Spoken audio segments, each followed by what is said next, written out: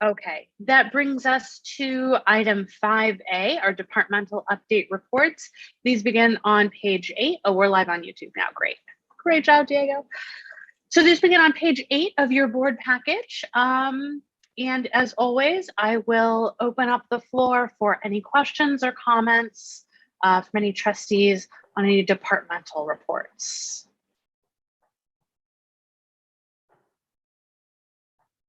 A comment from me, Please.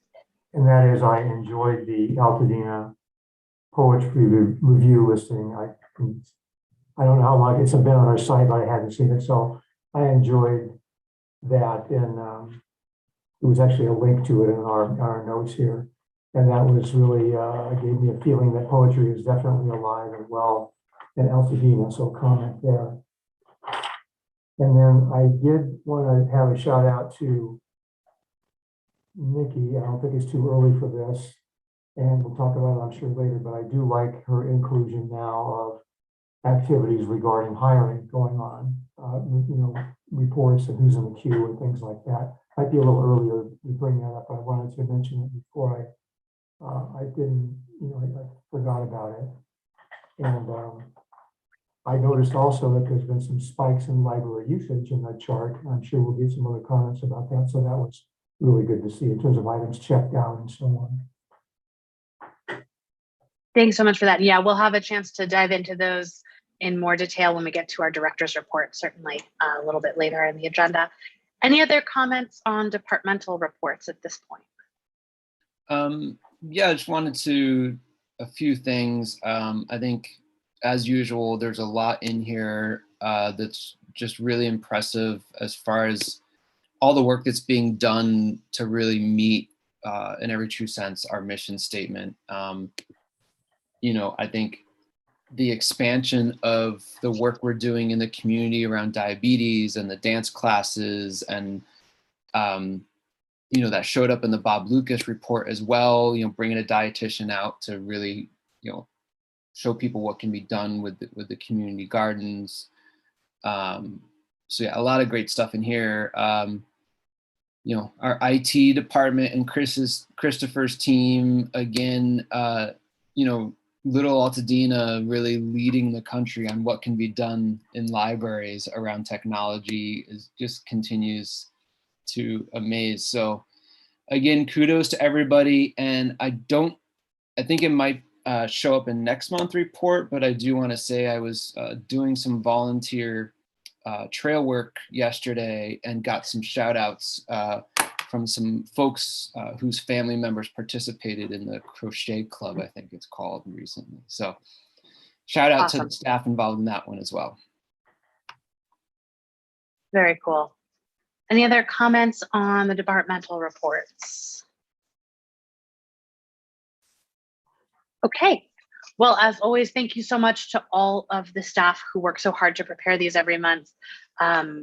It's fantastic to see everything that's going on. And I certainly echo my colleagues in saying how continually impressive it continues to be in difficult conditions. I know that we're up, we're down, but everything is continuing on. And I'm delighted to see how many of our outdoor spaces, not just library outdoor spaces, but our parks are becoming centers for library programming. I think that's super cool.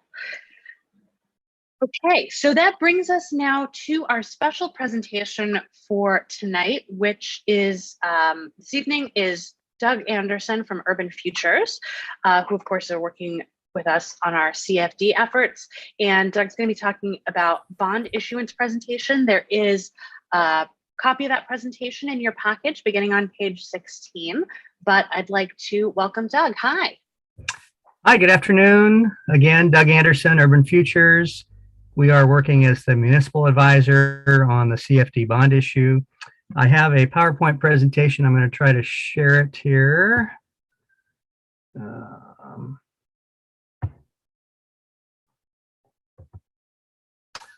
All right, can everyone see that? Yep. Looks good. Okay, great.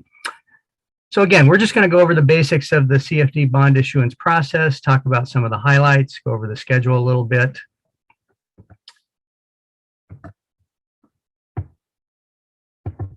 And in particular, we'll talk about the CFD fundamentals, the finance team members that make up the issuance team, the bond issuance procedures, the annual CFD administration, which happens after the bonds are issued, and then the annual reporting requirements of the CFD that will occur after the bonds are issued as well.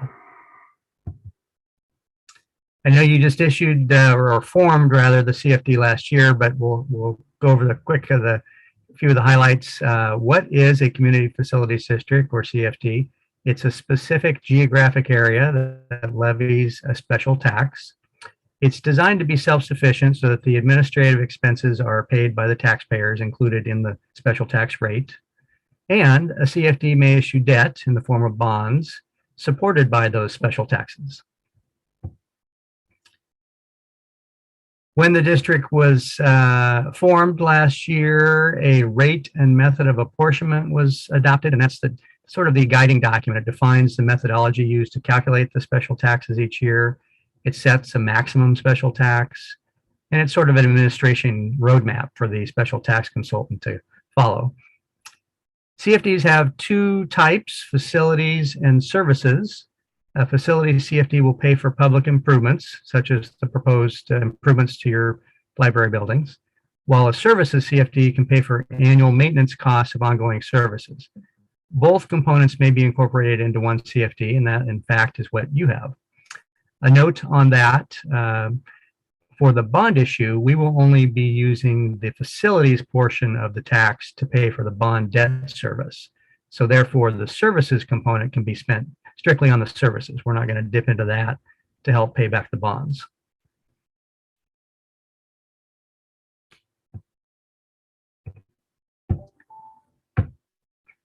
Finance team members, we have the issuer, of course, that's the library district. Municipal advisor, that's ourselves, Urban Futures. Bond counsel and disclosure counsel, same firm, Best and Krieger. The underwriter that we selected is Hilltop Securities. The special tax consultant is MBS. And then our fiscal agent, or trustee bank rather, is US Bank. All right, as far as the bond issue itself, we have started the process. We have selected the finance team members. Our bond counsel is in the process of preparing bond documents. Once we have the documents prepared, we will solicit a bond rating and bond insurance. And that's really specific to your district. Most CFDs that we work with, as you're probably aware, or most that are done in California, especially Southern California, are for new development. Sometimes the homes aren't quite finished yet. It might only be 50% completed. In those cases, we don't get a bond rating. The rating agency likes to see that you have a completed product before they will give you a bond rating. But in the case of your CFD, since it's already built out, we will be able to get a nice bond rating and also get bond insurance, which will further enhance the issue and make it very competitive as far as bond buyers who will be interested in buying a piece of it. Once we get that bond rating and bond insurance, we will have the legislative body, the district, adopt a resolution approving all the bond documents. Those will include a bond purchase contract with the underwriter and the preliminary and final official statement. And the official statement is the offering document. That's the document. We'll spend a lot of time on that. That'll go out to prospective bond buyers. They'll be looking at that to learn about the district, learn about the CFD and how the special tax is calculated. It's sort of one document that has all the details about the district and the bond issue. And there will also be continuing disclosure agreements. Once you issue bonds, the district will be obligated to provide annual updates to bond buyers, and your special tax consultant will work with you to do those annual update reports. Once we have the documents approved, we will move on to the bond sale itself. We will work with the underwriter, Hilltop Securities, to negotiate pricing. They will give us sort of an indicative rate based on their conversations with interested bond buyers. We have talked in the past about opening this up to residents of the district, and we'll design that program as we get closer to the bond sale. So they'll have an equal opportunity to purchase the bonds as well. We will set an actual pricing date, and on that date, we will set the interest rates. Once we have those final interest rates, we will finalize the official statement. When it goes out to bond buyers, it has, of course, blanks for the interest rate. We don't know what those are until we do the pricing. So once we have the final rates, we'll finalize all the other documents, move on to the bond closing phase. There'll be a large package of documents delivered to the district, and Nikki and your board chair will be able to sign documents that will effectuate the bond sale. And we'll pick a closing date, and on that date, the underwriter will purchase the bonds, give that money to the trustee. The trustee will release the bonds to the bond buyers, and then the project fund will be funded on that closing date.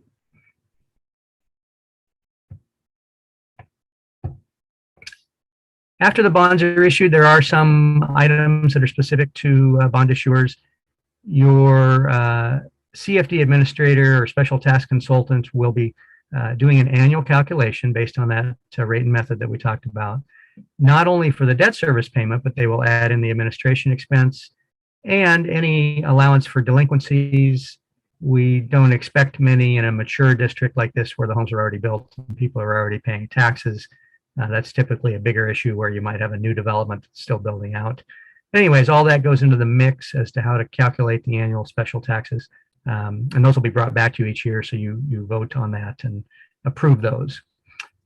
There will be annual reporting requirements. I mentioned the continuing disclosure. There's also a state report that goes to a state agency, CDAC, which is the California Debt and Investment Advisory Commission. And they just want to know that you're using the proceeds and make sure the reserve fund is still in place. I'm sorry, did you have a question? Oh, okay. Property owner services will also fall under the annual administration category. And as I'm sure you've heard, there's always people calling in with questions, and staff has been great about handling those, but that'll be passed over to the special tax consultant, and that'll be their function once we kind of get up and running. This last slide details the actual reports that your special tax consultant will be doing. We mentioned the CDAC report that's due by October 30th of each year. The continuing disclosure reports are due on an annual basis, and those are posted online in a repository that anyone can pull up, the public or bond buyers or Standard & Poor's, any of the rating agencies, and it's will be available to anyone to take a look at. Other reports, there are specific to the state. There are different pieces of legislation that have been adopted over the years that just require a collection of information about the bond issues just to make sure that they're going according to plan. And that concludes my summary of our issuance process. I'd be happy to answer any questions that you have. Thank you so much, Doug. I've got a quick question just on the slide previous, on slide number 8. We covered 1, 2, and 4. Could you talk real quickly about the arbitrage calculation? Oh, yes, I'm sorry. Yes, so once you issue the bonds, every 5 years, you'll be required to do an arbitrage calculation. And what this is, the IRS doesn't want you to issue bonds on a tax-exempt basis because they're subsidizing them, and then use the money to make money on it. So this is, it's guarding against borrowing the money and then trying to invest it at a higher rate. If in fact that happens, let's say we have talked about getting an investment agreement for the project fund while you're drawing down on it, but we would make sure that interest rate is not any higher than the bond yield, which is the test that we have to satisfy. This was a bigger deal back 20 years ago when interest rates were very high. There were some agencies that unfortunately borrowed just for the purpose of investing and trying to make even more money. So the IRS sort of shut that down and came up with these annual or every 5-year requirements where you have to show that you haven't done that. So that's really what that's all about. And we have groups that'll help with that calculation. And again, because of interest rates and where they are, it hasn't been an issue for a long time. But as interest rates start to tickle up, that may become an issue in the future. So it's a requirement of any bond issuer. Got it. Thank you so much. Yes. Okay, I'd love to open the floor up for questions from trustees. Anybody have anything they want to get more detail on, or some questions they'd like Doug to clarify for us? I just had one. When you were talking about the different parts of the bond sale, the first bullet on there talked about negotiating the pricing. What exactly are we negotiating? Is that just the interest rates from the potential buyers? Could you just fill in some detail on that? Right. So we're going to have the pricing falls into 2 days. The first day is what we call pre-pricing, and then the second day will be the actual pricing. On the pre-pricing date, we'll have a call with the underwriter, and Nikki will be involved as well, and they will give us the proposed rate schedule. In the meantime, our firm will have been looking at similar issues that have sold within the last couple of weeks. We'll have some negotiations back and forth with the underwriter on their proposed scale. So it's a market indicative pricing they're going to give us. We may have some, if it looks right, we'll let them, we'll give them approval to go ahead and sell at those rates. If it needs a few tweaks, we'll talk to them about that and perhaps change a few things. But it's really a indication from the underwriter based on their discussions with potential bond buyers. So typically we're not changing it too much, but if we see something that needs tweaking, we'll talk with them about it. Okay, thank you.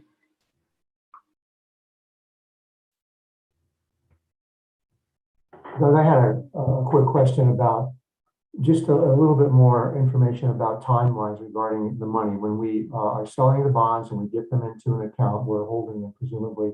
It seems to me there's certain limits of time that we have to spend that money going forward. And I've seen it's expressed in several different ways. I wonder if you could just take us through the logistics of that a little bit. Yeah, and we've talked about that. Basically, when you issue the bonds, you're going to be certifying that you will, or I guess to the best of your knowledge, will spend 85% of the proceeds within 3 years. And so that's sort of the expenditure test. I think we've talked about the construction schedule here. I don't think that's going to be a problem for this issue, but that's the basic guideline, is that your expectations are that you'll spend that money within 3 years, or the bulk of it. So. Within 3 years of the date of the bond sale, or 3 Yes. years of the, okay, The closing date, yeah. the closing date. The Okay, actual closing got date. it. So I, not to borrow trouble, but just because I like to understand what to be prepared for, could you sort of flag up for us what could potentially go wrong at each stage of this? Like, what are things we need to keep an eye on, things that could throw a wrench in the works? Like, what are some potential stumbling blocks between here and, successfully completing this process? I think we're well into the process. I don't see anything that I'm aware of that would slow us down. I guess the only things that are out of our control are the actual market. I mean, if there's some Right. catastrophic event or another round of some mysterious COVID variant, or, if there's some major hiccup that causes all markets to go sideways, that will affect at least the interest rate, if not the timing of what we'd be doing. But we certainly don't anticipate that as we sit here, but that's an unknown. I mean, the markets are, fluid. Right. They change Right. every day. But that's another reason why we chose a specific underwriter and not a specific pricing date, where some of the larger issuers like LA County, they might put this out to bid on a specific date to all underwriters. The problem when you lock in a date like that is you don't have any flexibility. So here, for a smaller issue and a smaller issuer, we are able to tell, for instance, if there was some, world event on the week that we were going to price, we could tell Hilltop, look, this looks like a bad week. Why don't we wait till next week and see if things calm down? So we have that flexibility, which is That's nice. cool. So that's really the only major hiccup that I would anticipate is just markets. Okay, but that's great. Thank you for explaining that. I don't think I really appreciated that. So, okay, so if something does go sideways, and certainly it's been the last 2 years we've had, make that a useful contingency to have in place. We can sort of sit. So I know we do have, our proposed schedule. So the only reason that you would imagine it would make sense to adjust that schedule is because some variance in the market would make it advantageous for us to do that. Is that correct? Yes. Okay. Any other questions? This is super helpful. Thank you, Doug. I feel like I have a better grasp on which phase of the process we're in. No, certainly. Okay. Well, I think that will do it then for our special presentation. Thank you so much for being with us, Doug. Really appreciate it. And with that, we will come into the reports section of our agenda. As always, we begin with our support groups. So first up from the Altadena Library Foundation is Bridget. Hi, Bridget. Hey, hi, how's it going? Good. How are you? Yeah, great. Really brief report. We're just all Taste of Dina all the time right now. So that's why there's no written report. There's nothing exciting beyond that. Other than we have set our first meet and greet for potential directors, and that will be on Wednesday, September 15th at 6:30. 6:30, and our hope is to have it done by 7 o'clock. It's just a literally meet and greet to answer questions of people who may want to consider board service or know someone who would. So we're trying to get that in the works, and then we should have our invitations out this week for Taste of Dina. I'm assuming you all have it on your calendars, and we'll see you there. Other than that, things are going well. We're just keep on plugging along. Awesome. Sounding good. I'm excited. I'm excited about Taste of Dina. Yeah, good. By the way, we'll be in touch with you about him seeing it too, but that'll be offline. Okay. It's Just on my letting you birthday know. this year, Taste of Dina. Oh my gosh. Yeah. Well, now we have to think about a cake, and we have to No. Jeez. My all I want is to get a new Taste of Dina wine glass, because I've managed to not break mine for 2 years, which is an all-time record. So Good for you. I mean, listen, it's really tempting fate by saying this, Yeah. but I know. If you're breaking them, that just means you're enjoying the wine that much more, Katie. Yes. it's because of it's the gesturing, it's the gesticulation. It always it hangs me up, you know. All right. Well, thank you, Bridget. We look forward to hearing the outcome of the meet and greet. We hope you have some good folks come through, and thank you to the foundation. All right, next up, we've got the Friends. I don't believe we have anybody here to give a report from the Friends. Oh, am I frozen? No? Okay, Bridget's just frozen. All right. Everybody else was really still, so it made me nervous. Okay. I could just share that too. Do you want to share? Yeah, it's on Sure. page 25 of your board package. But yeah, Nikki, thank you. Of course. I'm also a hand talker, Katie, so I understand. Glasses flying, huh? That So the Friends did have their first book sale back on July 31st. It went really well. Everyone was social distanced. We had them bring a pod on the property. It was in the back corner by the dumpster. And so they didn't have to have people bringing all the items in the library, which I think worked out really nicely. That was here for a couple weeks and is gone now, but we've actually designated a space in that back corner for people to drop off donations so that they're right next to the garbage, and there's not as much back and forth between the storage rooms. So I think that's working out really well.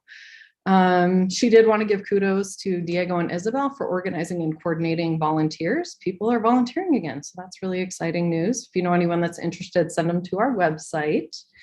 And of course, they're busy stocking the bookstore at the main library. So if you're interested in looking at some secondhand books, stop by and you can check it out and buy some from us. Their next board meeting, because they do take off July and August, is on September the 4th, and they meet at 12 o'clock. And as of right now, I believe it's virtual. So that's what's going on with the Friends. And we're already in talks about their next book sale, which we're hoping will be probably this fall. Great. Fantastic. Well, thank you so much. You want to just swing right into your director's report? I'm going, sure. So yeah, good evening, everyone, trustee, staff, and all of our wonderful members of the public. It has been another busy month in the Altadena Library District, which I think I say every month, honestly. I wanted to start out by saying welcome to Heather Honig. She's our new children's part-time youth and family services employee. She started earlier this month and is doing a really great job of getting to know her coworkers and the job, and seems to be a wonderful fit. So we're excited to welcome her on board. Speaking of hiring, and this is to your point, Terry, I have even more updates since I put out the director's report. In terms of our marketing specialist vacancy, we held external panel interviews on Thursday, August the 12th, with a couple of really great library marketers that sat on that panel for us, scored them, and then Victor and I interviewed the top 3 candidates last week, and we have a conditional offer out, and hopefully I will have great news soon to share that we'll have a marketing specialist on board. So that's wonderful news. In terms of the administrative services vacancy, we had to extend the deadline. We had a really difficult time getting a lot of candidates to apply for that. Katie suggested adding the word finance to the title on government jobs, and I do think that helped us. Cindy Byram, our accountant, has been wonderful in helping me look through all of those applicants, and her and I held interviews with a couple of them last week. We also have another conditional offer out for someone with a really strong finance background. So everybody cross your fingers, and hopefully I have more good news to share on that front as well. I have been doing a lot of work on finance in the last month. I'd say I spent about half my time. So I'm really looking forward to onboarding someone. Our community partnership librarian vacancy, we put it as open until filled, kind of closed last Friday. We were able to schedule interviews for tomorrow with an external panel. So hopefully we'll do a final round of interviews in the next week or two, and also bring that person on board. And just a reminder with that, we kind of pulled away the community engagement work from the marketing position, and this person's going to help fill that basically basic void of community engagement / partnership building. So we're really excited to move forward on that hiring. And we did extend the part-time library clerk vacancy to this Friday, just to give some more people time to apply. So if you know anyone that wants to join our team, please send them to our website. I'm not going to go into much on COVID safety protocols, because I know we're going to be discussing that a little bit later in the meeting. I did want to apologize. I don't know why the June 2020 stats didn't translate onto that, onto the spreadsheet this time. But you can notice that looking at July of last year to July of this year, in terms of checkouts, it's quite remarkable. That's 10,000 more that were checked out. Clearly, people are happy we opened the library and can check those items out by coming in. We're continuing to expand hours. We'll be having evening hours starting the first Tuesday of September, which I think is the 7th. We're going to stay open until 8 o'clock. So we're continuing to assess when people are using the library. And I would anticipate that once like all school is in gear, we're going to see a pickup in traffic as well. So spread the word, evening hours. I did do a feature on our wonderful Passport staff. Hopefully you guys got to read through. I wanted to give them a shout out. They do such an amazing job. They're so professional, so knowledgeable. And it was important to me to tell their story, because they're downstairs in the basement and nobody ever sees them, but like they are pumping out so much work, the pace, the volume, and really the need to be very careful and expert in the work that they do, because if they send something in that's not right, it gets rejected. And currently the delay for a regular passport is 12 weeks right now. Normally that's what expedited would be. So expedited is 12 weeks right now. Regular passports up to 20. So they're really dealing with some people that are a little panicked at the idea of getting a passport, and have done just a fantastic job. So I wanted to tell you guys all about them. And I am excited to say that we've joined the Rotary. We're attending that weekly virtual meeting. I know they're really working hard to get back in person for their Thursday luncheons.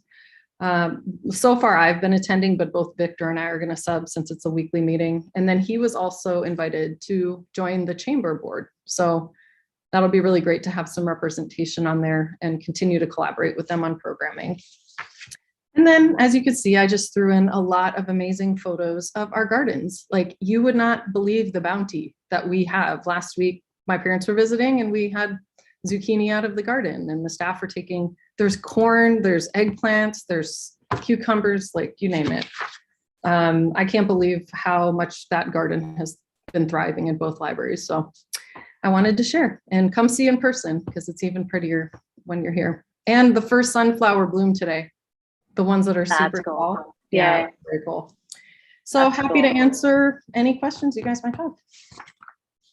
Well, that was going to be one of my questions. I mean, this is by no means the most critical thing, but I did wonder, like, what happens to all the, I saw how many eggplants are on the eggplant plants behind Bob Lucas. Like, what happens to all the stuff? Yeah, we've had a little group of volunteers that have been coming in to help harvest all of the produce. I think they've been taking some of it. We put it out for staff, but I do want to come up with a plan for how to get it in the hands of the community. You know, I have a tennis friend who reached out and said, can I have some of the squash blossoms? And I was like, only if you send me a picture of what you make. So Yeah. we'll have to figure out some way to distribute that. I don't think we understood how much produce we were going to get out of that garden. It's amazing. So I would really recommend that we reach out to the folks at Altadena Farmers Market, because they've been doing incredible work all the way through COVID, actually, in doing a lot of like food drive stuff and low cost options. And they've worked really hard to make sure that folks can get produce with like SNAP and EBT benefits. And it'd be great if we could, you know, basically donate some stuff as well and see what their needs are. Not to just, you know, offload things to make it their problem, but I think it might be a good, I think option. It's a great idea. Yeah, thanks, Katie. Yeah.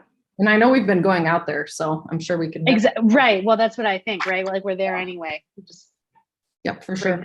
Bring the veggies in the van. Other questions for Nikki? We've got a ton of stuff in the director's report this month, so no shortage of.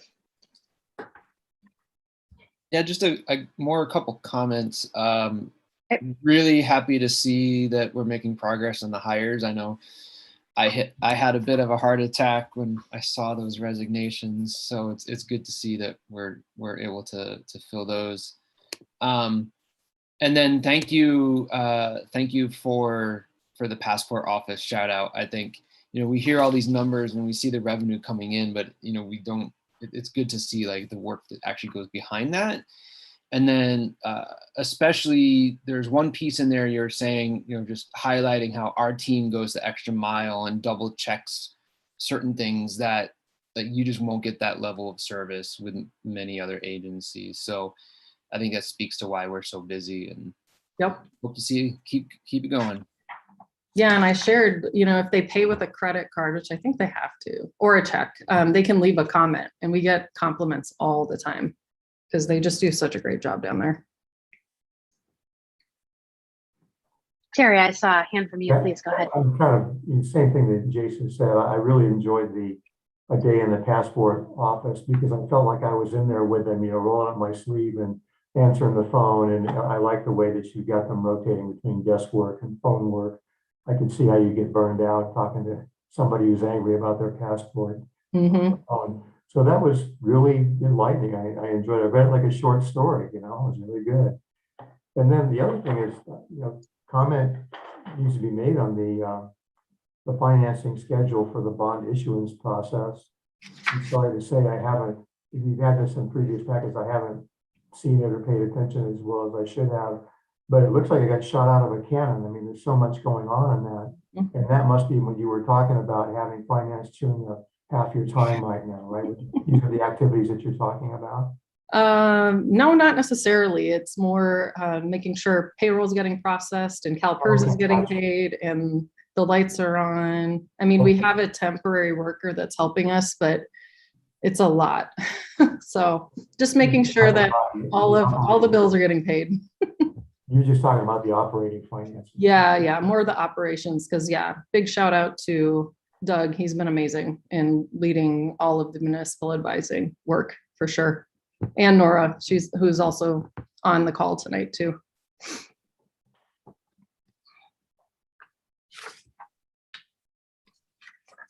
Any other questions? I know we've got finance up next, so we'll dive into the numbers, but anything else on the director's report before we move on? Okay, well, let's do it. Let's move into our financial reports. These begin on page 33 of your board package. we are at the conclusion of our fiscal year with these reports. So here we go. Yep, here we go. So yeah, as you can see, financial statements are unaudited, but we're currently at 100% of the last fiscal year. For the month of June, our net income was a negative 366,530, obviously because we don't receive, I think we received like 30,000 in tax funds, but that was it. So, but our cash and cash equivalents right now we're at 3 million at the end of June, $3,766,562. We have well over our necessary 50%, which was close to 2 million. And our total assets are at $5,580,243. So as I mentioned, revenue highlights, we did take in almost $40,000 in property tax income, as well as almost $4,000 in passports revenue. It was a big spending month with our summer. This year we spent almost $25,000 in June on performers, supplies, and other materials. So many of those being the kits that we handed out to the community. And staff were definitely busy buying materials. There was $75,000 spent between our physical and downloadables that month. So reaching the end of the fiscal year, they really pushed to get some things ordered. With consultants, you can see that we have made some payments to Racklin Partners, up almost $40,000 in June. This will be reimbursed to the general fund once bond proceeds are dispersed, and we're definitely tracking what's being spent on the CFD related expenses versus general operating expenses. And then in looking at the worksheet, since it was the end of the fiscal year, I did want to point out a couple of things. That our property tax and assessments came in at almost $51,000 over budget. And I do believe we budgeted at 2% last year. So it's pretty remarkable that we came in over that 2%. And we definitely like seeing that number. And I did want to point out that in fiscal year 20 and 2021, we had in donations and grants, $460,000 last year. So it's really amazing we replaced the IT infrastructure.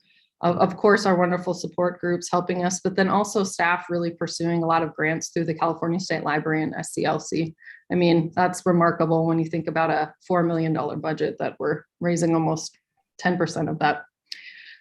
We were also really happy to see some film rental revenue. I believe last year we budgeted, I don't know if we budgeted anything, and we ended up almost making $17,000 on film and rentals. So we definitely are going to try to keep pursuing that income this year.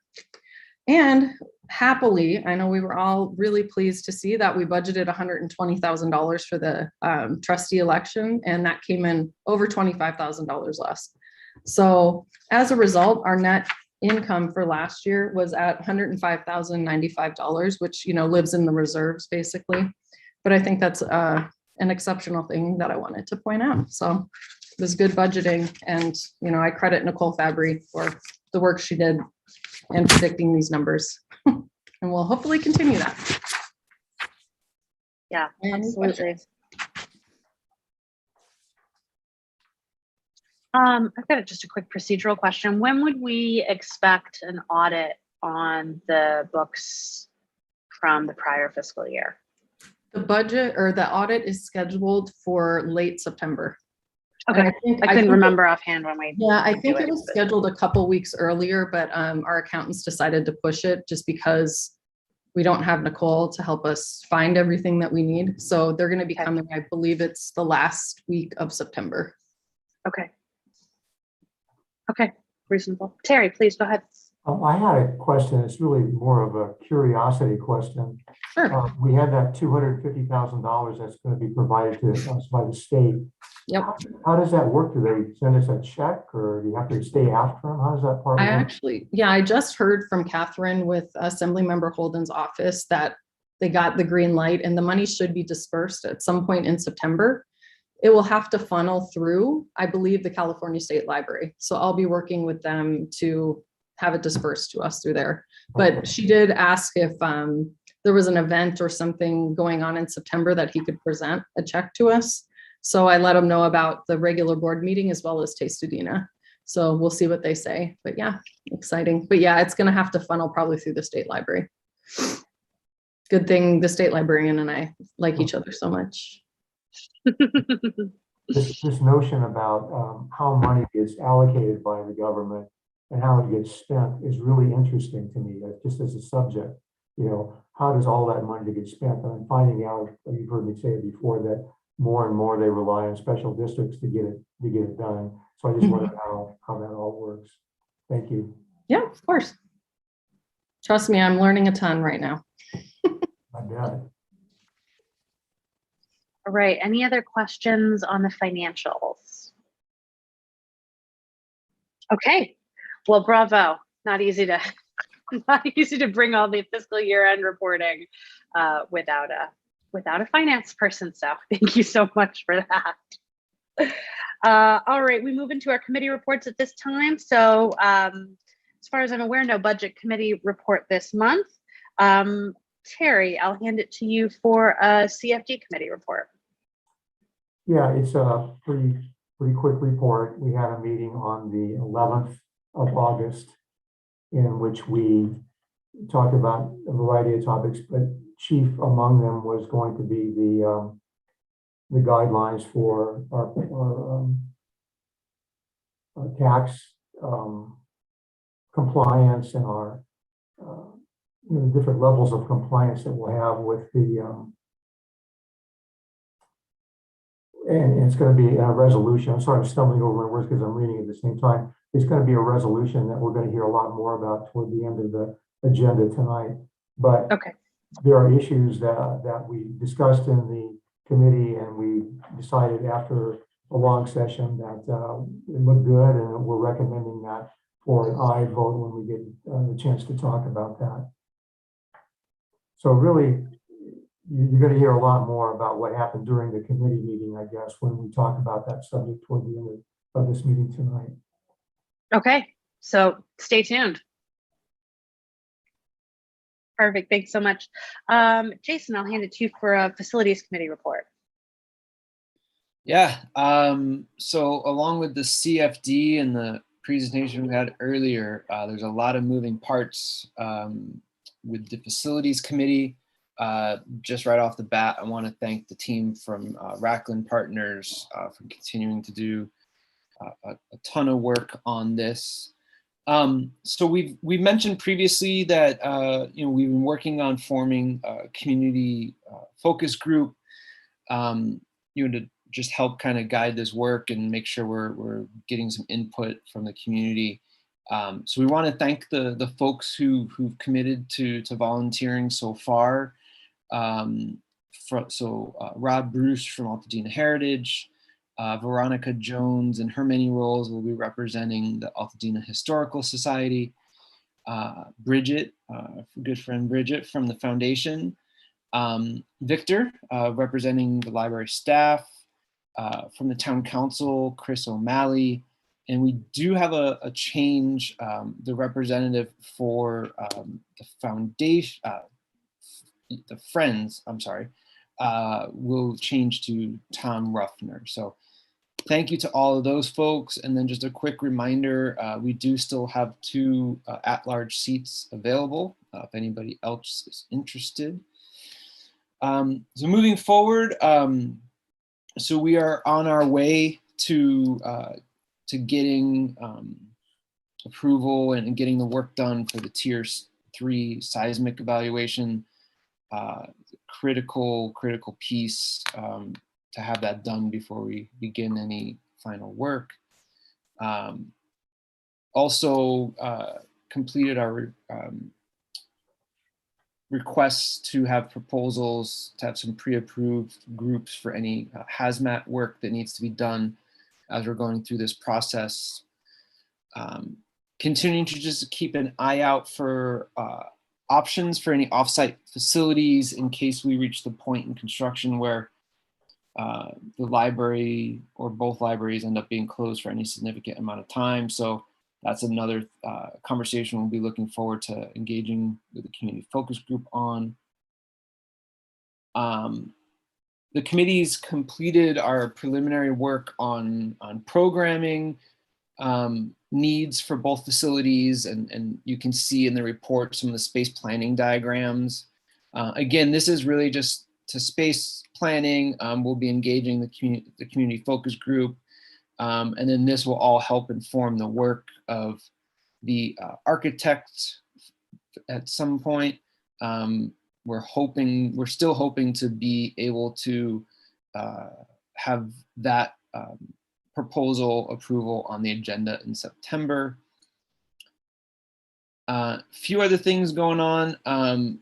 Our team from Rockland is working with various county departments just to make sure we're moving along with some of the other ideas that are being looked into, including some diagonal parking on Mariposa, and then, a few other things. And then, there's obviously what has driven a lot of this work was the need and the desire to make sure that we are expanding accessibility at both libraries. But that, that goes way beyond just wheelchair ramps and elevators. And so we really want to make sure we're addressing the idea and the concept of universal accessibility. And so we are also working to identify some specialists in that field to make sure we're engaging them as we start moving into actual design work with architecture. Any questions? Or did I miss anything, Katie or Nikki or Jonathan? I've got a question. Go ahead. Yeah. Real quick, Jason, when you talked about diagonal street parking on Mariposa, I'm presuming it's on the eastbound direction, right? Yeah, and I Yes. just wondered if, and I know there's a long way to go, is that the type where you would back your car into the diagonal then? Nose in, Nose in. Nose in, What we're okay. thinking. because Yeah. otherwise the car door will close on you. Okay, good. Because downhill, yeah. Just wondered, I've seen that in operation in other cities and wondered if we were heading in the same way. Yep. Cool. Oh, and one other thing, it's not in the report because we confirmed it later, but we are scheduled to have our first meeting with the community focus group this Thursday at 4 o'clock. All right. Cool. All right. Camille, am I correct that there's no report on redistricting this month? That is correct. Okay. All right. We come now to our liaison reports. These begin on page 77 of your board package. And of course, I've got my Zoom window and I've lost my board package menu. Here it is. All right. So, Terry, I'll start with you.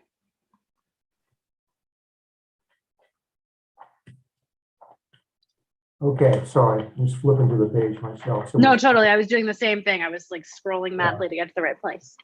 this has actually got a dual authorship, this report. Both Katie and I contributed to it. Katie, with the first part of it, and Katie, I'll ask you to speak to that maybe a little bit more as we Sure. go through this. But this, the first part of it, this is 3 pieces. The first piece had to do with health guidance, public health guidance that we're getting from the state of California, and how it's starting to spill over into employees and things like that. There's a lot going on here, and not being as up to date on, I think, as Katie might be. I'm going to let her talk about that in just a minute. What I contributed to this report comes a little later on. There was a little blurb about the U.S. Census Bureau starting to release information about the census. There was a couple of references on there to go to learn a little bit more about what they're finding and so on.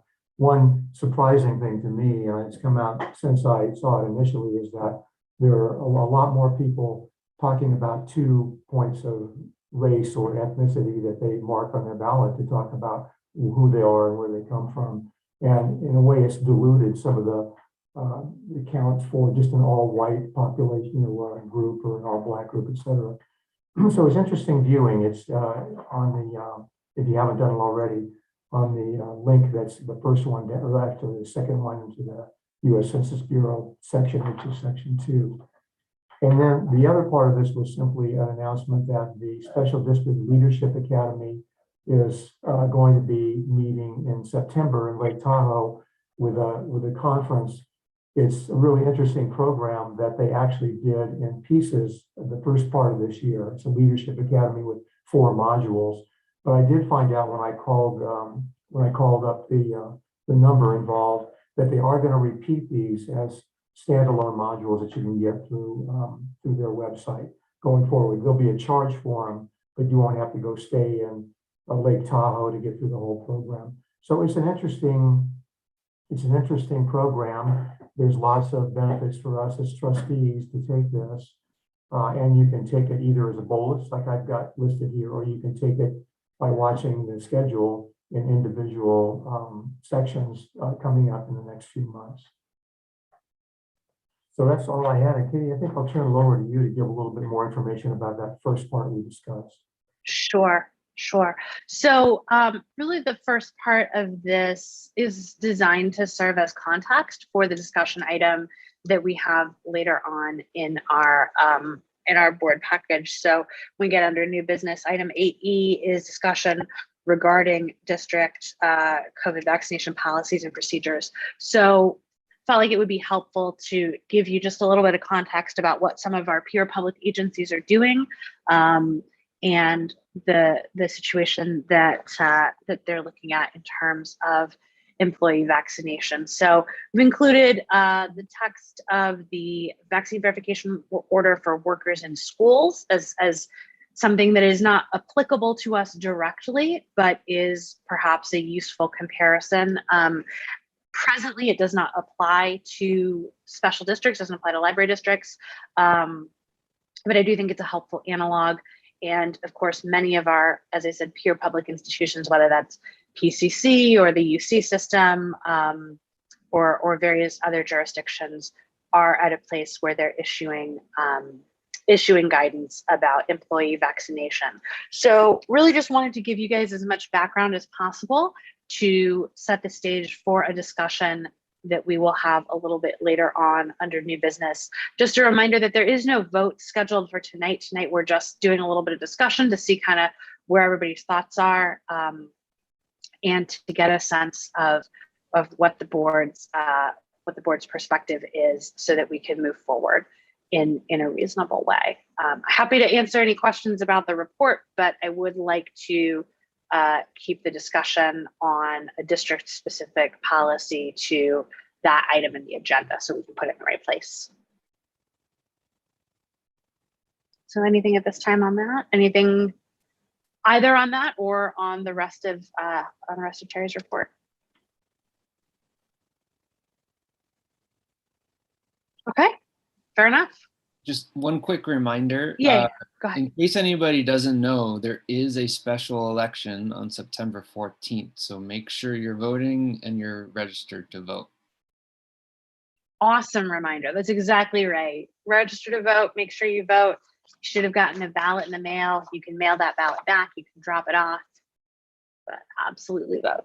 Thank you for that. Okay, do we have any trustee reports this evening? Anybody would like to make a report or anything they're up to? Okay, then we will come into our new business. This is the beginning of section 8 on your agenda. So first up on new business, we have a resolution. And this is a resolution that is all about our debt policy. And I'm delighted that we have Nora O'Brien from BB&K here to explain to us what this is and why we're doing it and why it's important. So Nora, I'm going to hand it over to you. Sure. So we did go over this in the CFD committee, as Terry mentioned, and some of the items that I'll talk about, Doug briefly mentioned during his presentation. So in connection with the issuance of the bonds, the state of California has certain requirements relating to a debt policy that should be adopted by local agencies. And then additionally, federal tax and securities law requirements apply to the issuance of bonds as well as contractual requirements. So, I mentioned to the CFD committee, the danger is you don't want to make policies that you can't follow. So there's always this fine line between being overly ambitious and kind of setting yourself up for failure and then not having anything at all. So I think these do a good job balancing those two, recognizing that the library district and then the CFD, it's your first time issuing debt in the public markets, and you're a small issuer. So you want to have something, but you don't need something like the city of Los Angeles. So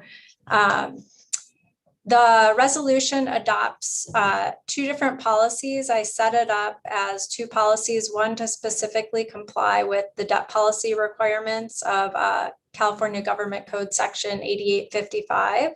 And then the second policy is a disclosure and tax policy that's meant to cover the federal tax and securities law requirements for the bond issue. So specifically the debt policy, which is Exhibit A attached to the resolution, goes over, in very, I think, setting it up to make it really easy to follow and comply with. It's set up to really, really cover those requirements of Section 8855. So it just goes through kind of an introduction section. It goes through the purposes for which debt proceeds may be used, the types of debt that may be issued, how the debt relates to your capital improvement program, which I think in this case is very, easy because the CFD bond proceeds will be used to fund the improvements at, the branches, the main branch and then the Bob Lucas branch. And then policy goals relating to the issuer, the library district's planning goals and objectives, and then internal control procedures that will be followed to make sure that the management of debt is being properly complied with. So like Doug mentioned, there's an annual report that needs to be done, needs to be provided to CDAC, that's the California Debt and Investment Advisory Commission, as well as the proceeds of the debt will be held in a project fund under the fiscal agent agreement, and they'll have to be requisitioned. So there's a nice paper trail of the proceeds with the improvements that are being financed. And then Exhibit B to the resolution is the disclosure and tax policies and procedures. So the disclosure policy, under federal securities laws, the district has to exercise reasonable care to avoid material misstatements or omissions in preparing the offering documents that will be used to sell the bonds.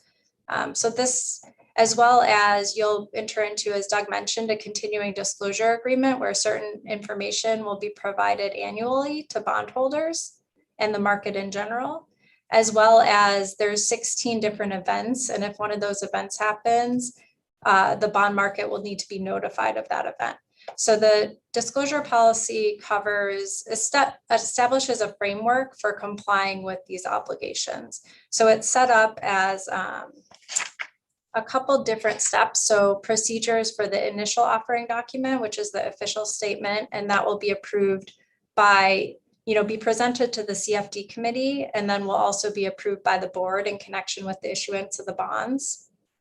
And then procedures relating to the ongoing, that annual event filing and event notices, and then training.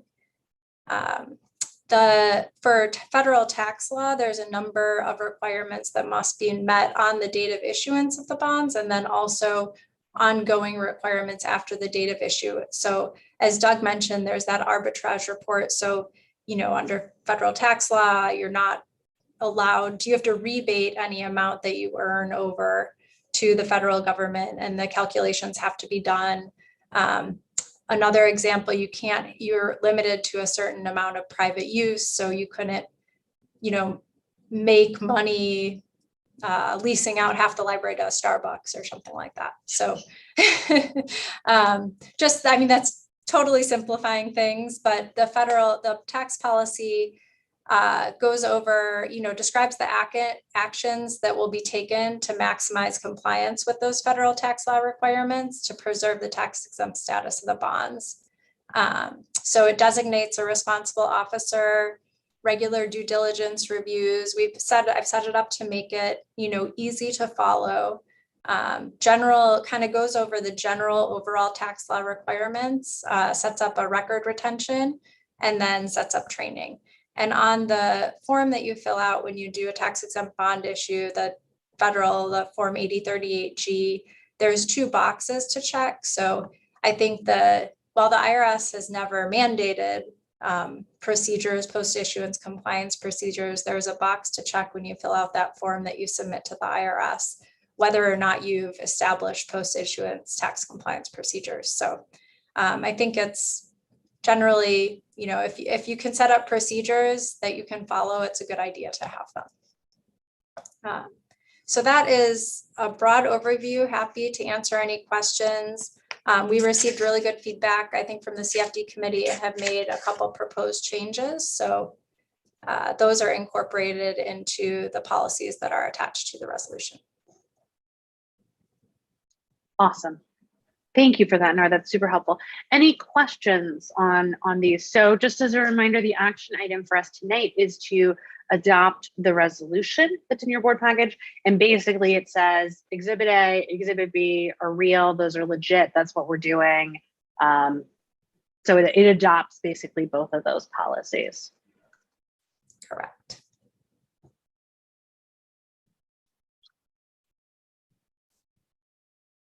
Well, my thanks to the CFD committee for making this really easy on us, because I think we did a nice job. Terry, go ahead.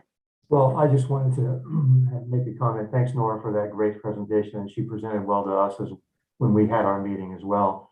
But one thing that I took away from seeing all this and hearing about it is that there's a lot of balls to juggle, a lot of plates to spin on this one. And the board, I think, is going to have to be super diligent about keeping a track of all this, especially given that we'll be approving so many things that go through this particular pipeline. So it gives me comfort to know that Nora's got a handle on this. And Nora, I'm presuming we depend on you for a lot of the questions going forward. Yes, So, I think myself and then also Doug, and then along with NBS, who's your special tax consultant and will be your dissemination agent for the bonds. So you're in good hands. okay. And if this seems overwhelming, just wait until the documents that authorize the issuance of the bonds. And then one thing we left hanging, I don't know if it needs to be discussed here or not, but there was that preliminary official statement, I think, that needs to go out. And do you have just a few words you could give us about that particular document? Sure. So the preliminary official statement is, I believe Doug might have mentioned it in his presentation, but it's the offering document that the underwriter uses to market the bonds to investors. So that will be, the form of that will be approved by the board at the meeting in September. And so it highlights basically goes through all the terms and provisions of the bonds. It has a number of appendices attached, and it just contains all the material information that an investor would need to know before purchasing the bonds. And the CFD committee will see a draft of that, and then the board will approve a substantially final form. So the preliminary official statement, and we'll probably cover all of this next month, but the preliminary official statement is final except for permitted omissions, which is the pricing information. And then once the bonds price, you have 7 business days to make it final, to bring it into final form, which would include all of the pricing information. So the board approves a substantially final form. We always have at the last minute little edits being made. So you approve a substantially final form, and then we make it final after pricing.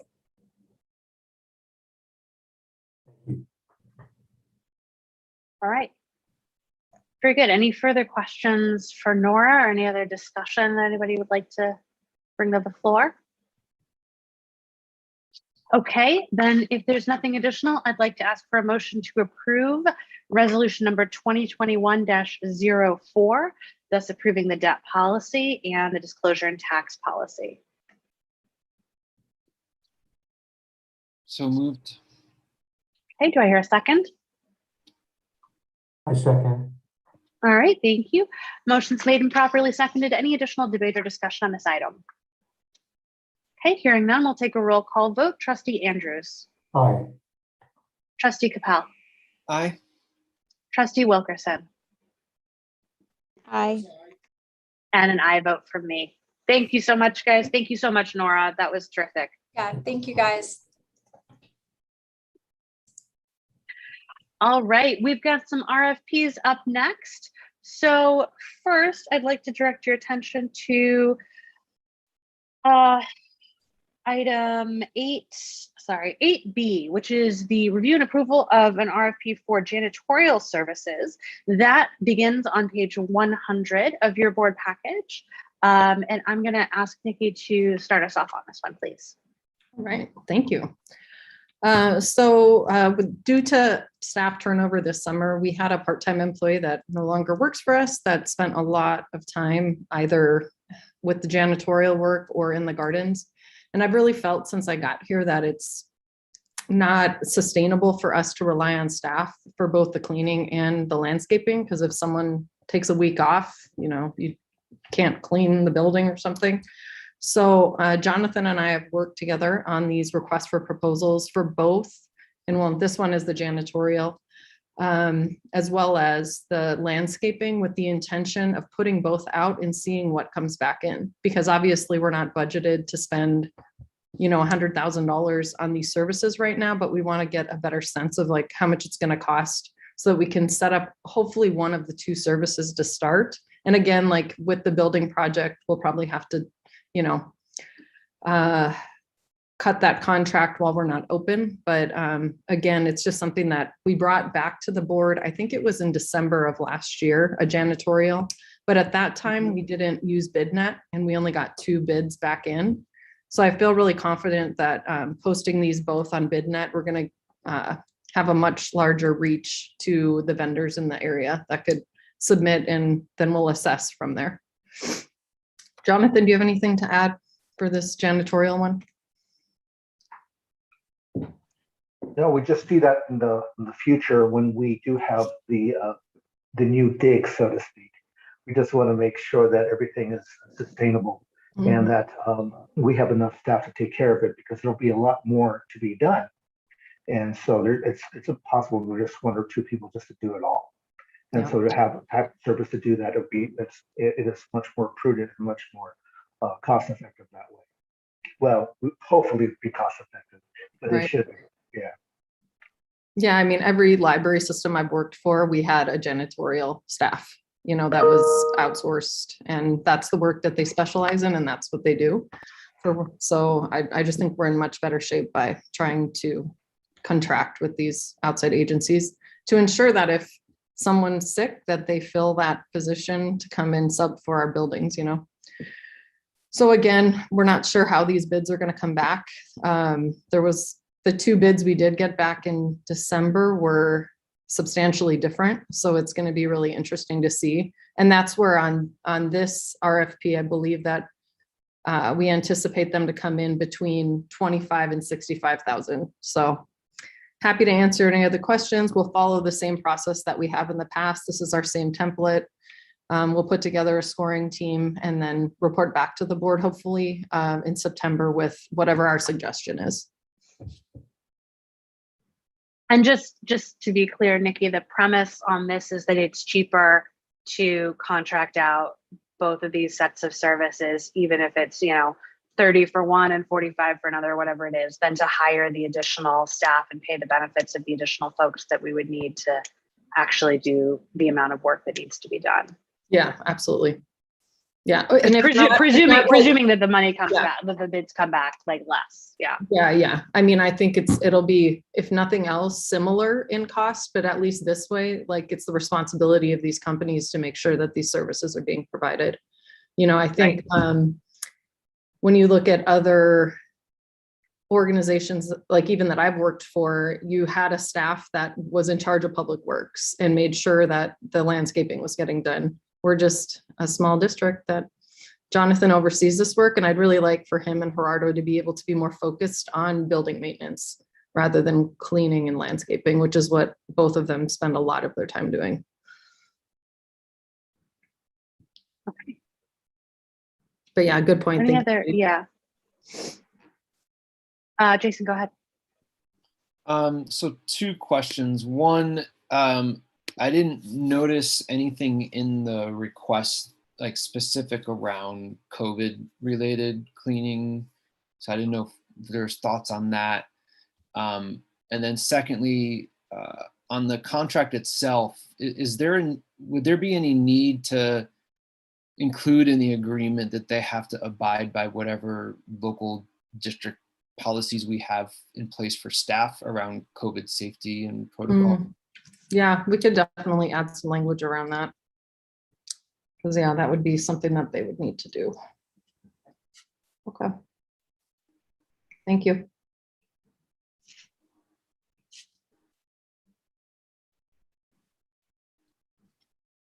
I would assume Hey, it would Amy. be built into cost too. We'll see what the estimates come back as, you know. Okay.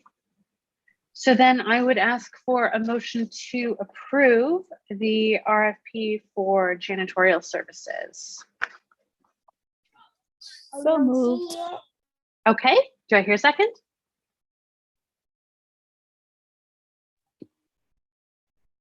I'll Anybody? second. Do it, do it, do it. Thank you so much. All right, motion's been made and seconded. Any other debate on this? All right, let's vote. Trustee Andrews, Aye. Trustee Capel, Aye. Trustee Wilkerson, Aye. and an I vote for me. All right, terrific.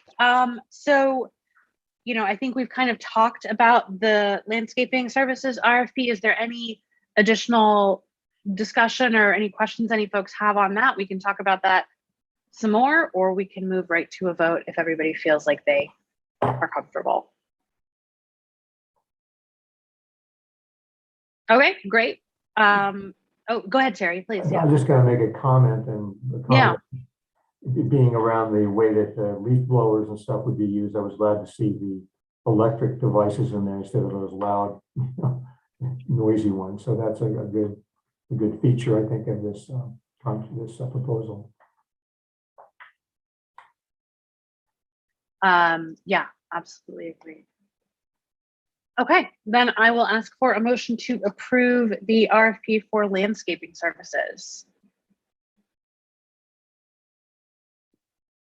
So moved. Okay, do I hear a second? I'll second. All right, thank you so much. Any other debate or discussion on this item? All right, hearing none, we'll take a vote. Trustee Andrews, Aye. Trustee Capel, Aye. Trustee Wilkerson, Aye. and an I vote for me. All right, we'll see what comes back. Thanks, guys. We've got a third RFP here, and this one is an RFP for an app collaboration and resulting expenditures, and I'm going to ask Christopher to speak to this one. Yes, there's an opportunity for the library to almost in a sense partner with MyLibro to develop the MyLibro app in a way that's going to see a lot of databases, almost all databases, and some other services integrated into an app. So it'd be like a point of confluence for all services. And then with that, there would be like an annual fee. So there's a setup fee that's roughly $10,000. And then the annual maintenance fee and renewal would be $15,000. And that would be in perpetuity for overhead. The outside of the services the public would see, there would also be a single silo for all data that's currently collected from many sources that would be automated. Not all of it will be able to be automated, such as things like brain fuse would have to be manually input into that system, but there'll just be a few stragglers.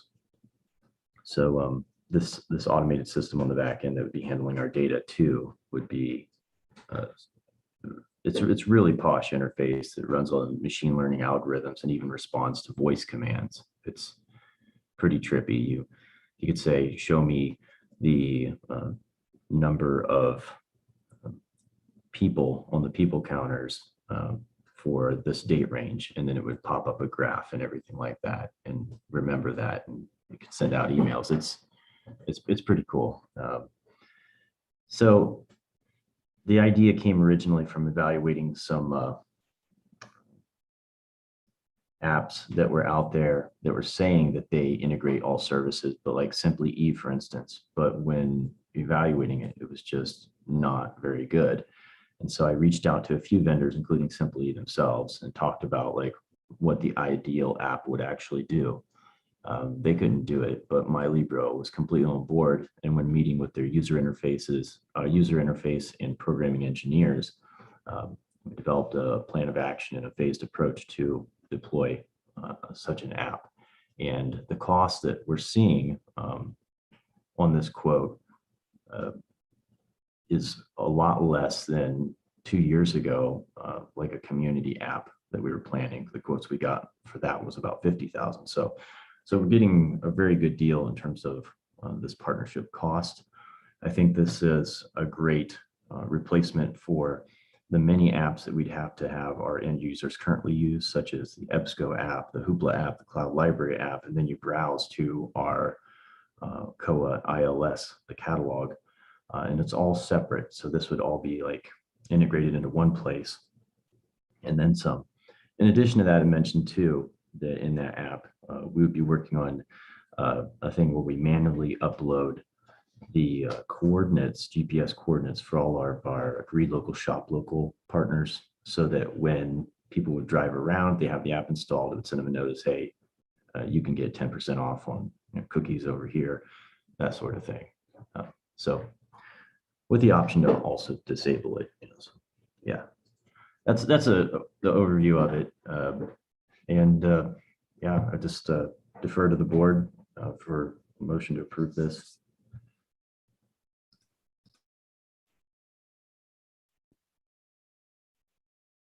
Can I just give a I'm shout muted. out to Yeah. Christopher sounding so humble when we're about to do something that I don't think any other library system is doing. So shout out to Christopher. Like, this is, I think this is just unbelievable. So great. Yeah, work. I just wanted to say that I don't know if you guys have used other library apps, but typically you have to then go into MyLibby or go into Cloud Library. You end up leaving and never coming back, kind of. And that's where this would stay in app. You're absolutely right, Jason. It's revolutionary. But of course, Christopher's the one figuring it out, I've got a mercenary question, which is like, once you invent this amazing thing, Christopher, like, can you license it to other libraries? I don't know. I feel like there's a lot of market use for something like this. And I guess I just wonder sort of what the IP is. Does it belong to MyLibro? Does it belong to ALD? Does it, like, where does that reside? Yeah, the IP would be pretty much in the hands of MyLibro. They have their app right now, and then they have modules that people can opt into. This would be an expansion of their modules and capabilities, significant expansion. In fact, they would probably end up being the market leader like after a few years. I just want to see it happen, in the library world. As far as IP, I think it'd be kind of odd if it was on the table. No. I guess my question is just more like, it strikes me from a market perspective that, like, you're contributing an awful lot of the value add to this whole process, but they're the ones who are going to recognize some sort of commercial gain. And I just wonder if that's reflected in the pricing structure, or, if it's showing up somewhere. I totally agree with you about, like, the general utility of it as a thing, but I also want to make sure that, like, it recognizes the tremendous amount of value that you're bringing. Yeah, it is reflected. Previous quotes that we'd gotten a couple of years ago for something far less complex was like $50,000, and then like $25,000 in annual fees to maintain. I suppose, upon renewal, especially if they start to get legs, I would definitely be working with them on some of our perpetuity pricing. see reductions in that. Yeah. Okay. Want to see us with points on the back end. Go ahead, Terry. I had I'm not really an app person, so I always need a lot of explanation on stuff like this. But one thing that you said is that you've been collaborating with an app developer to create this new thing. Are we the only one talking, or are there other libraries involved in this as a collaborative project? Yeah, it's just us. Yeah. When I reached out to the different app developers out there and I talked to them about, the possibilities of what they're doing and the direction they're going, their development teams kind of have their own plans for the future. When I threw some of these ideas out to my Libro, they were very excited with some of these ideas of what could be included in an app. And then when I met with their engineers to determine the feasibility of it, it seems, like we'd be able to do it in a nice phased approach that we have outlined. But yeah, definitely trailblazing here on our own, in a sense. So you're sort of the person involved in getting this thing off the ground, but the other people, I'm just looking for data points, I guess. Other people that you've talked about in jobs like yours have seen this as an exciting development that people are interested in. So I guess my problem with this is that you will get a lot of data from this, obviously, and we'll get consumers responding to it and so on. But how are we getting our money's worth, even with the reduced price that you have here? I guess that's where I'm going with the question. We're going to spend $25,000 in the partnership price. How are you and others feeling about its worth, basically, to a library like ours? I'm sorry for sounds like a silly question, but I just want to get a perspective from your end. Yeah. So like Nikki was saying earlier, if you have to jump around to different apps, it's got an inconvenience element there. And then also on the back end, the administrative overhead, collating all the data. It's the value of this is, with this read local, shop local integration, man, it's phenomenal, actually. I mean, in my mind, it's phenomenal. I don't know. I think it'd be more something that maybe Nikki could talk about, or even Victor, about, what this looks like in the library world in terms of like actual value, because you don't see this out there yet. You see a few different ILS vendors trying to incorporate elements into their catalogs that give you the ability to access some of these like electronic services, for instance. But a full-on app that can do it with the ILS and this whole GPS thing and the data on the back end warehouse with the statistic analysis and things like that. Geez, it's pretty awesome. I mean, I can't even really think of what a number would be, but like Katie was talking about, I mean, my Libro could be doing very well in the future. Well, and I think one of the value adds I would say is, typically, like, you start in a library app, like Glendale had one when I worked there, and you leave it and you never go back. Like, you have to download Hoopla or Cloud Library or whatever. And then unless you are like, oh, I'm going to search the library for this book and go back to their app, you never really go back there. So you would be capturing and keeping the user in the same app the whole time. And it would be, you just associate Altadena library with all the resources, not these individual companies that were paying for the resources. Does that make sense? It's almost like if you use the cloud library app and you check out books from other systems, you don't realize you're doing it. They just think they're ours, you know? So I think it's a huge value add because we keep our customers in our app. Okay, that's the kind of perspective I need, you know, so thanks very much for that. Mhm.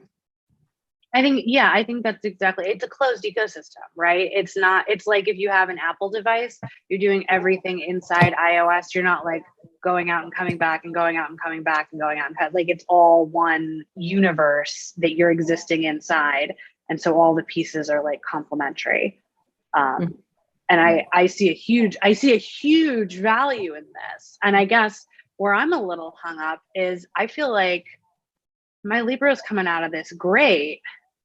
And I see a ton of benefit accruing to them. And I just wonder if we're really like, you know, Yeah. I don't know. I feel you, Katie.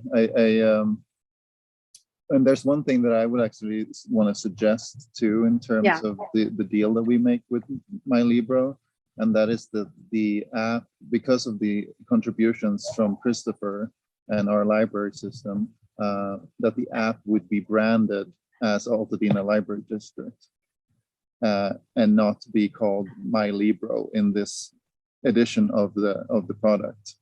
And that way, you know, because if it's called MyLibro, it's still one step further away from what we want people to associate us with. We want them to know us as the Altadena Library District app and not MyLibro. Because what does that mean? It means nothing to most people, you know. So I think that's a really important part as well.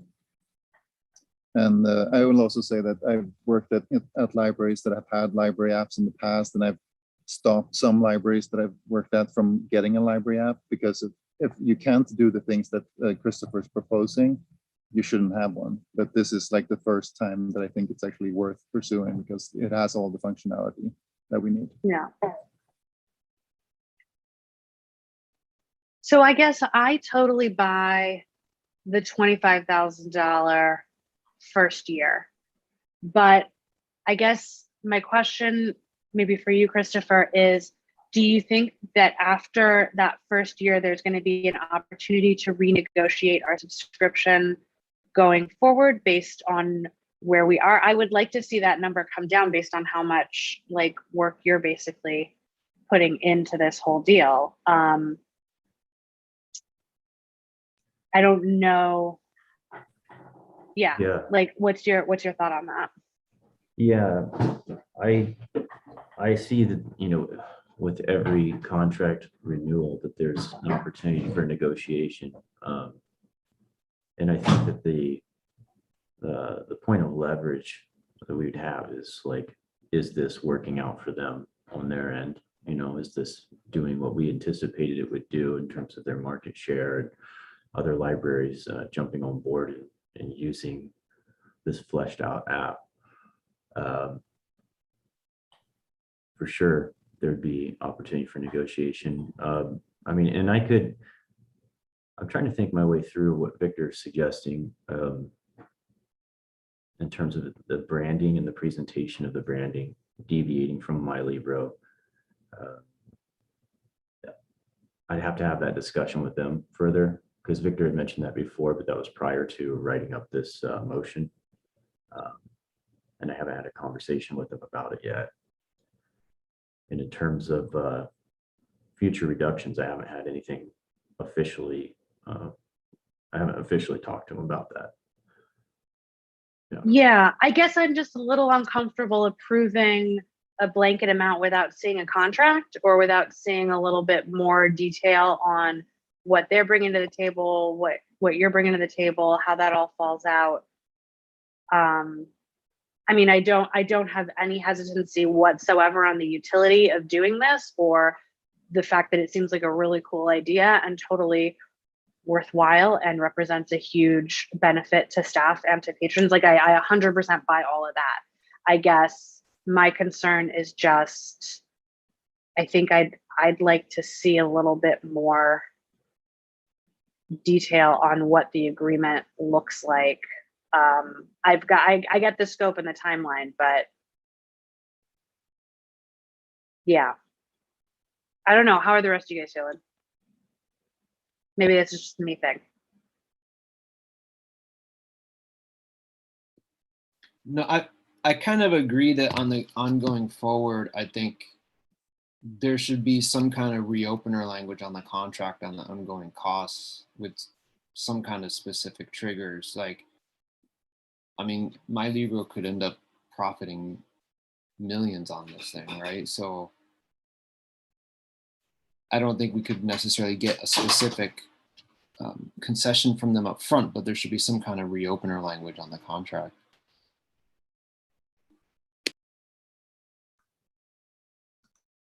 Well, if it's something that they're going to license to other districts or, you know, repackage for other library systems, there's no reason there couldn't be some sort of a percentage agreement that would result in just a rebate on our services, right? Like, even if it's not, I'm not advocating that we like get into the world of like for-profit tech. I'm just saying that, you know, if nothing else, it could zero out our annual subscription cost, which I think would be probably more than fair, given that they're going to recognize, you know, presuming this is all successful, recognize profits well in excess of that. Or there could be some sort of stipulation about like, you know, use cases or things. I just feel like this is a very cool and potentially quite sophisticated thing. And I don't want to just sign over all of our bargaining power without really thinking it through.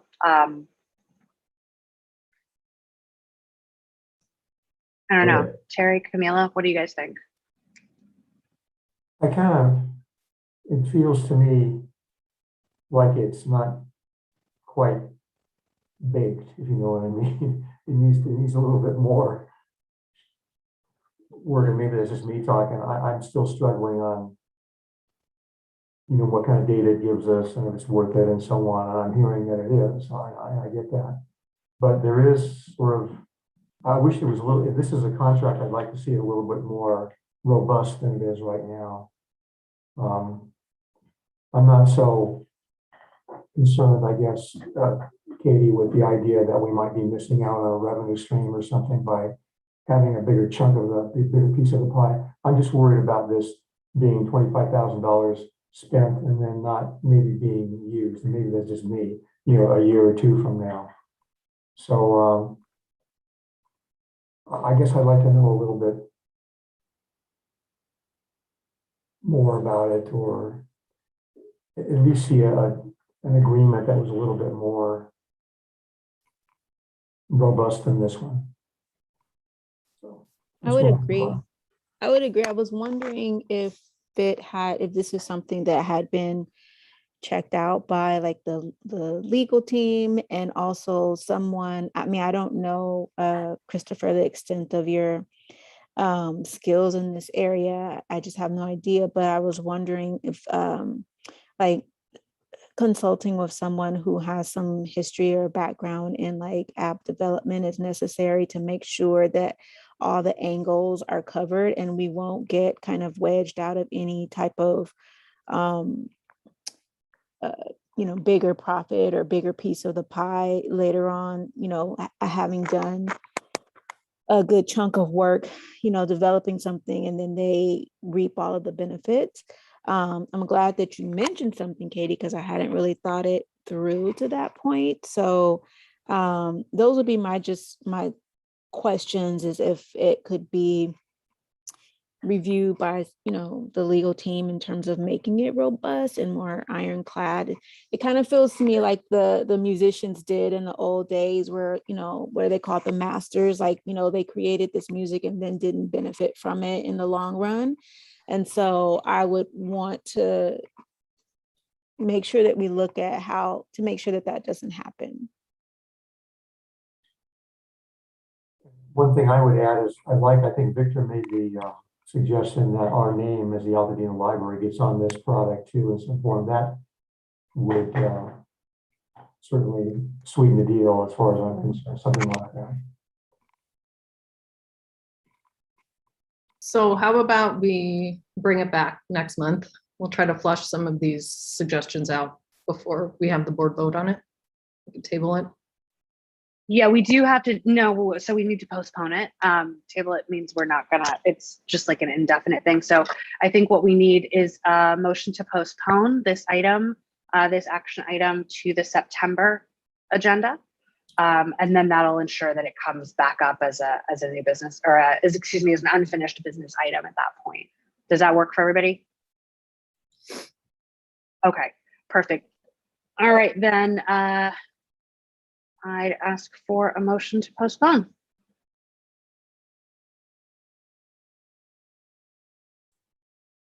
I will make a motion to just postpone this until the September meeting and receive a second, more detailed presentation at that time.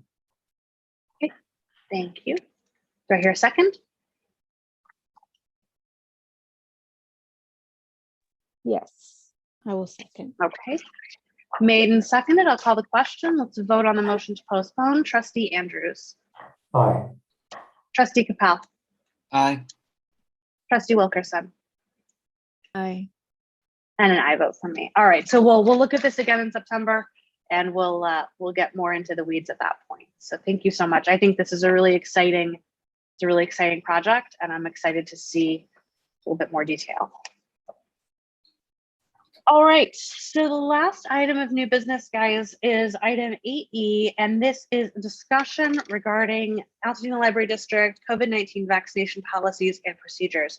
There's a very brief staff report in your board package that begins on page 158, and you know, as we sort of previewed during the government liaison report. There are some statewide orders, especially for folks in education, in schools, in healthcare, in certain fields, that are mandating vaccination or other public health measures. And so a lot of times what that looks like is either proof of vaccination or consistent, weekly or regular testing to, try and keep the spread down, try and diminish the impact that COVID has, and keep everybody safe. So the reason we wanted to bring this to the board this month is to get some consensus from all of us around how the board feels around implementing a district COVID vaccination policy, talk about what that might look like, and just have some discussion around it. Again, no vote slated for this tonight. So if we do take action on it, that will be agendized for either a future regular meeting or a special meeting. But I'd ask Nikki to join us and maybe speak a little bit on what the conversation has been from the staff side, if you would, please. Sure, of course.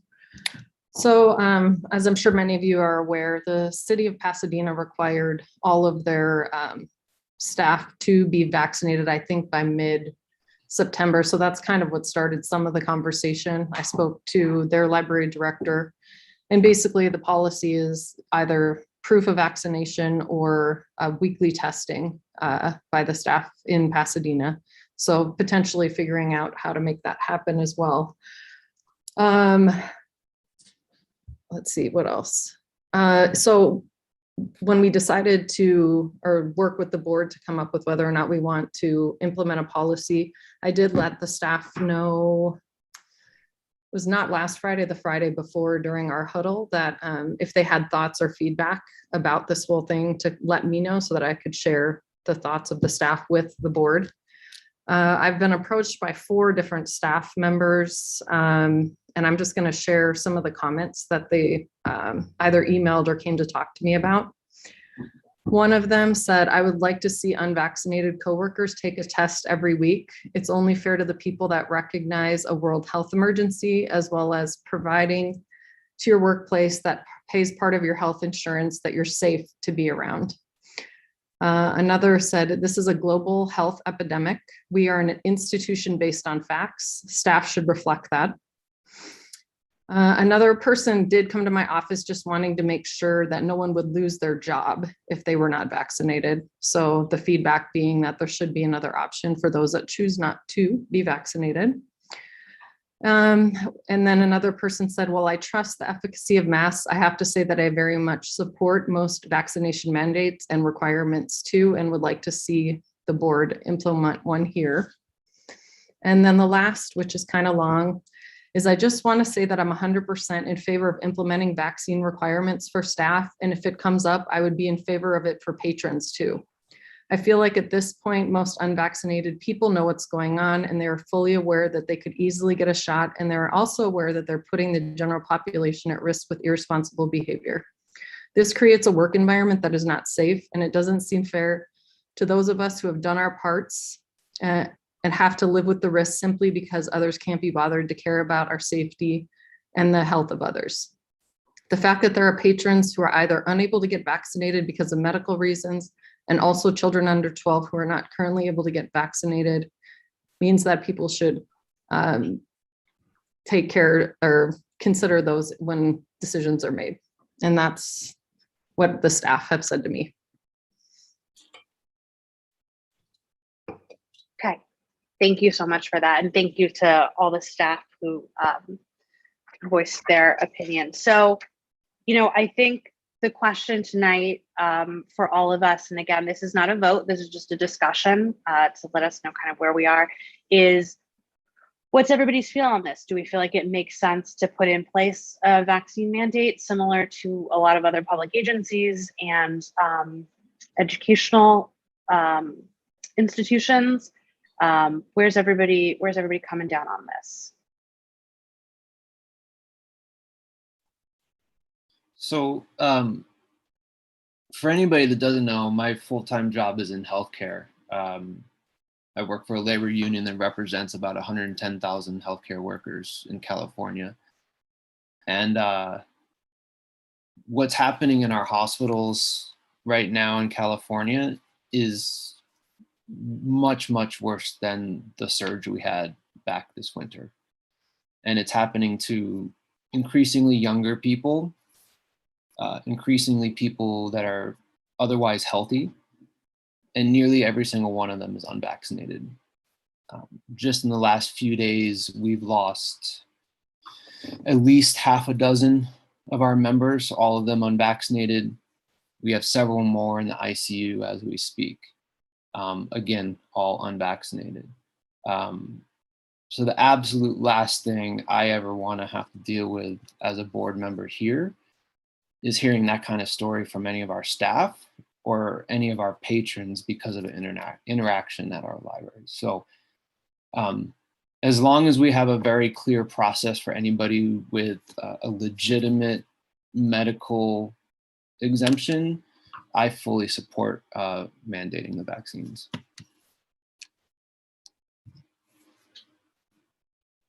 Yeah, and I think there's a question as well, right, around what level of action or what level of policy we'd be interested in implementing. So, I would say probably the lowest level of action is to do nothing, just continue to comply with the indoor masking requirements that have been put in place. I would say the next level up would be to put in place a vaccine / negative test mandate for staff, volunteers, like people who are basically, employees of the district functionally. And then probably the highest level of action would be to put a mandate in place for patrons as well.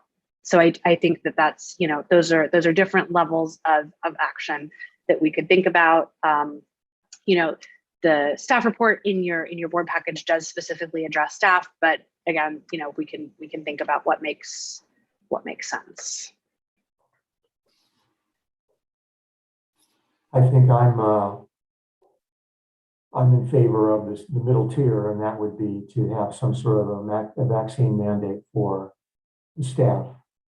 And whether it's getting tested or proof of vaccination, that seems to be a standard that you're seeing more and more out there. My wife is going through that right now with her office and trying to deal with people in her legal practice that aren't getting vaccinated. And in her research, she's found that those people, if they're not getting vaccinated for whatever the reason might be, they need to get tested frequently. but people that, the rest of the people that go there, you need to have a vaccine. So it seems to be the standard right now, from what I'm hearing, that you don't mandate the patrons in the same way that this order from the Department of Public Health in California talked about kids in school, it's K through 12. They're not talking about them getting vaccinated, but all the workers that are at those schools getting vaccinated. So consider the patrons that come into the library, sort of the K through 12 kids, and you need a mask, but you can't really mandate that they get vaccinated.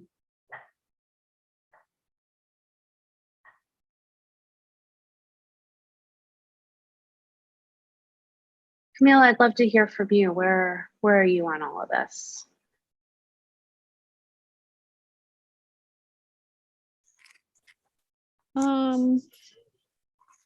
I probably hold the unpopular opinion in terms of I'm not comfortable with the mandates. I'm under one myself because I work in the healthcare profession, and just talking to different individuals. So that being said, without going into a lot of detail, I would be comfortable with people not losing their jobs if they do not want to get vaccinated. That's what's that's what's happening in a lot of places, including my place of employment. And I think that we should allow for I think there should be an allowance of the opportunity to show that you're willing to meet, people, the organization, whatnot, halfway in terms of, regular testing being the mandate. I'm comfortable with that, but I'm just not, and I understand the science and the data, and definitely logically and, emotionally understand the impact in terms of like what you shared, Jason, is really devastating, but it doesn't, for me, it just doesn't sit well that, to mandate people to get vaccinated. And if it does, like, I just am uncomfortable with attaching, people's livelihoods to that. So, I mean, that's how I feel about it. Yeah. No, thank you for that. And I think that the model that we're seeing from a lot of jurisdictions, basically, it doesn't say you've got to get vaccinated. It says you either have to present proof of vaccination or you have to present a negative test result on some sort of, frequent basis, whatever that is, right? And I think that seems not unreasonable. And I think it, kind of, I don't know what you think, Camille, but I feel like it kind of does tread that middle ground, at least towards, acknowledging that, the important thing is keeping folks healthy, and as much as we can do that in whatever way, shape, or form, that would be a positive. Okay.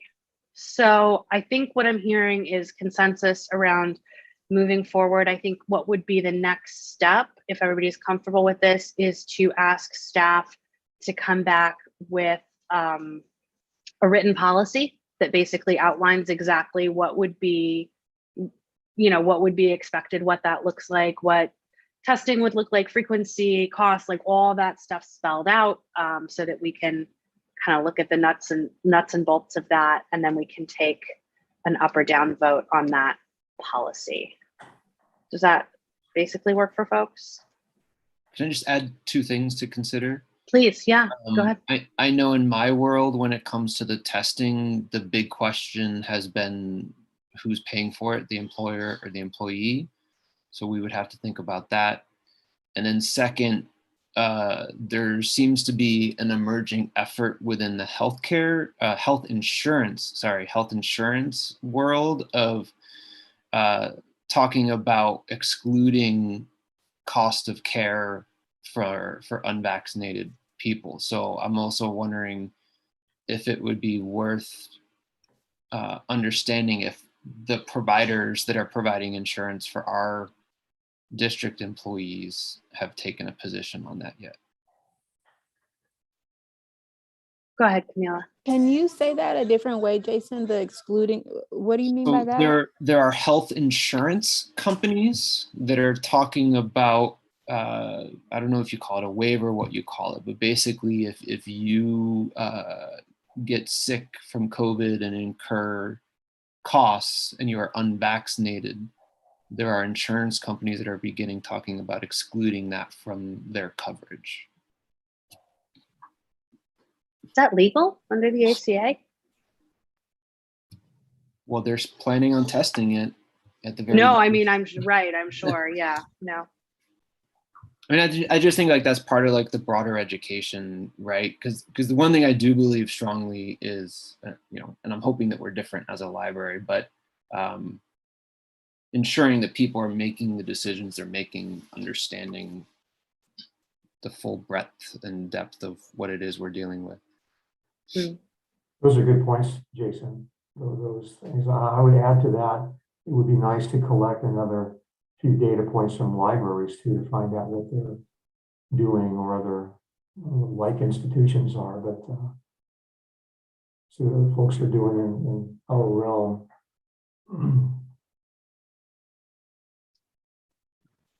Yeah, we will definitely be doing some research. And I've been in touch with CalPERS a lot, Jason, so I'm sure I can find that out. Another thing, And I do think this is the happy medium-ish, because one of the things that was emphasized to me in some of the conversations with staff was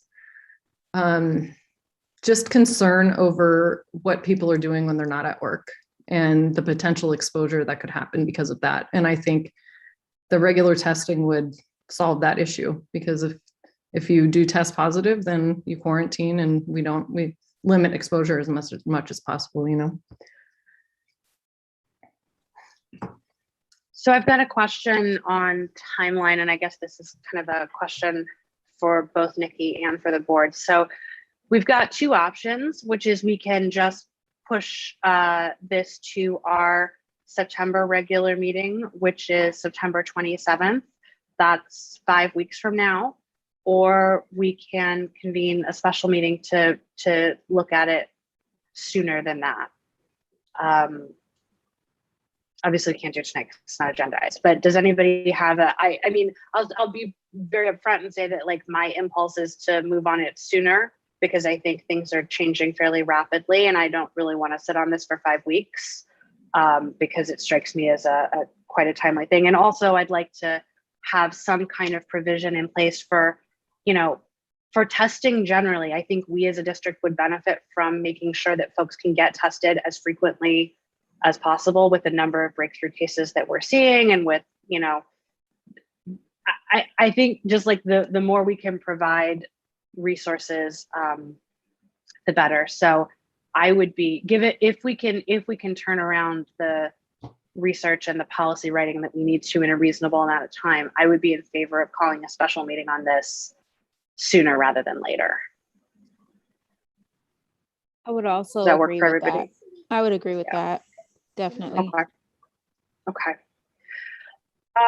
All right, then I think what would probably make sense is maybe Nikki, you and I can reconvene in the next couple days and come up with a reasonable time frame, and then we can get back to you all with a couple of dates and see what works for everybody for a special meeting date. Is that cool? Yep. Okay. All right, guys. Thank you so much. Okay. Nothing on governance from me tonight. I'm not aware of any correspondence. Does anybody have any agenda items that they'd like to propose for future meetings? We've got our postponed item from tonight. We've got our special meeting upcoming at some point. Anything else anybody would like to stick on the agenda for future? Okay, then with that, I think that brings us to the end. I would ask for a motion to adjourn. I move to adjourn. Okay, do I hear a second? Oh, on it. All right. Motion made and seconded. Any objection? Hearing none, we are officially adjourned at 7:02 p.m. Thank you so much, guys. We'll be in touch about that meeting date. And in the meantime, everybody stay safe. Thanks.